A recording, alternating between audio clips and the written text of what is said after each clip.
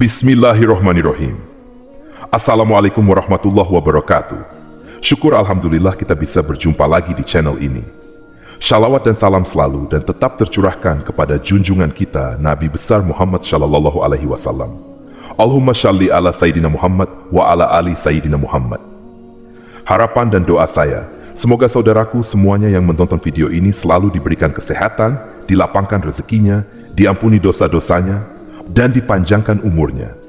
Amin ya Rabbal Alamin. Sahabat beriman yang dirahmati Allah, setiap manusia tidak akan luput dari dosa, entah itu besar atau kecil. Hanya saja, agar dosa yang diperbuat bisa diampuni Allah Subhanahu wa Ta'ala, salah satunya adalah dengan berdoa. Dari Anas bin Malik radhiyallahu anhu berkata, saya mendengar Rasulullah pernah bersabda, Allah Subhanahu wa Ta'ala berfirman, wahai anak Adam, selama engkau berdoa kepadaku, dan selama engkau berharap kepadaku, maka aku akan mengampuni dosa-dosa yang ada pada dirimu, dan aku tidak peduli. Wahai anak Adam, kalau seandainya dosa-dosamu sangatlah banyak sampai ke awan yang ada di langit, kemudian engkau meminta ampun kepadaku, maka aku akan mengampuni engkau.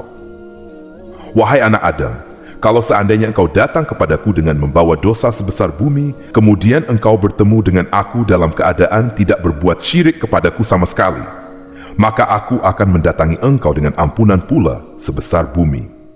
Hadis riwayat At-Tirmidzi. Hadis di atas menjelaskan tentang betapa agungnya sifat Maha Pengampun yang dimiliki oleh Allah Subhanahu wa Ta'ala atas semua dosa-dosa yang telah diperbuat oleh manusia. Meskipun perbuatan dosa yang dilakukan manusia sangat besar, sebesar bumi atau setinggi langit, akan tetapi jika manusia tersebut bertaubat dengan sebenar-benarnya kepada Allah Subhanahu wa Ta'ala, maka niscaya Allah Subhanahu wa Ta'ala akan mengampuni dosa-dosa tersebut. Arti dari taubat yang sebenar-benarnya adalah bahwa manusia tersebut menyesali, meninggalkan, serta berjanji untuk tidak mengulangi lagi perbuatan dosa yang pernah ia lakukan. Lalu, adakah dosa-dosa yang dilakukan manusia, tetapi Allah Subhanahu wa Ta'ala tidak akan mengampuni dosa-dosa tersebut? Jawabannya adalah ada. Yang pertama adalah syirik. Syirik merupakan perbuatan yang menyekutukan Allah dengan sesuatu, misalnya dengan berhala maupun makhluk-makhluk ciptaannya. Orang yang melakukan dosa syirik disebut musyrik, dan ini digolongkan menjadi dosa yang sangat besar. Allah Subhanahu wa Ta'ala tidak akan mengampuni dosa ini. Hal ini sebagaimana firman Allah Subhanahu wa Ta'ala, sesungguhnya Allah tidak akan mengampuni dosa syirik, mempersekutukan Allah dengan sesuatu, dan Dia mengampuni dosa selain itu bagi siapa yang Dia kehendaki. Barang siapa mempersekutukan sesuatu dengan Allah, maka sungguh dia telah tersesat jauh sekali. Lalu yang kedua adalah menuduh wanita soleha telah berbuat zina.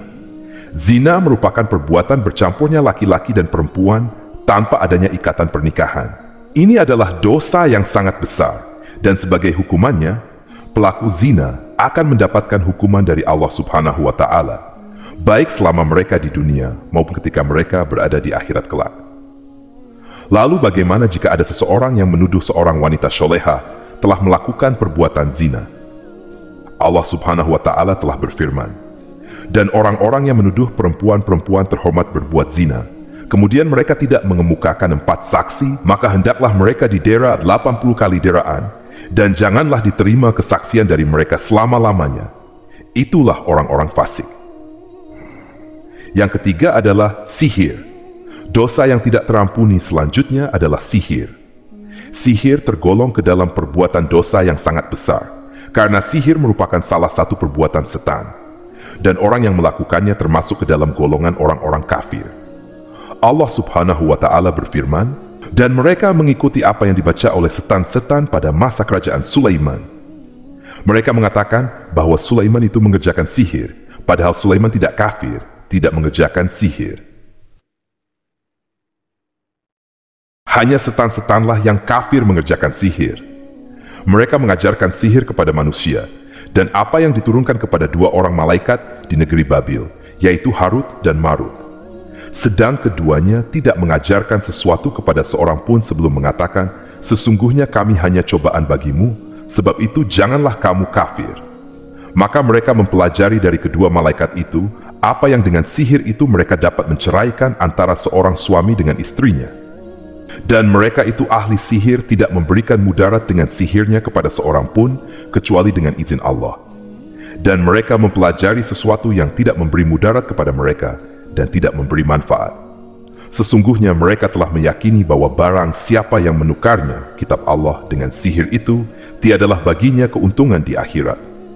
Dan amat jahatlah perbuatan mereka menjual dirinya dengan sihir kalau mereka mengetahui.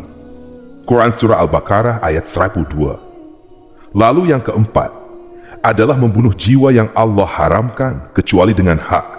Maksudnya adalah manusia, baik itu muslim maupun non-muslim, haram untuk dibunuh tanpa adanya alasan yang dibenarkan oleh syariat. Hal ini sebagaimana firman Allah Subhanahu wa Ta'ala, dan janganlah kamu membunuh jiwa yang diharamkan Allah untuk membunuhnya kecuali dengan suatu sebab yang benar. Quran Surah Al-An'am. Barang siapa yang membunuh seorang manusia bukan karena orang itu membunuh orang lain atau bukan karena membuat kerusakan di muka bumi, maka seakan-akan dia telah membunuh manusia seluruhnya. Yang kelima adalah memakan harta anak-anak yatim. Memakan harta yang menjadi hak anak-anak yatim dengan cara yang batil adalah termasuk perbuatan zalim, dan itu merupakan dosa yang sangat besar.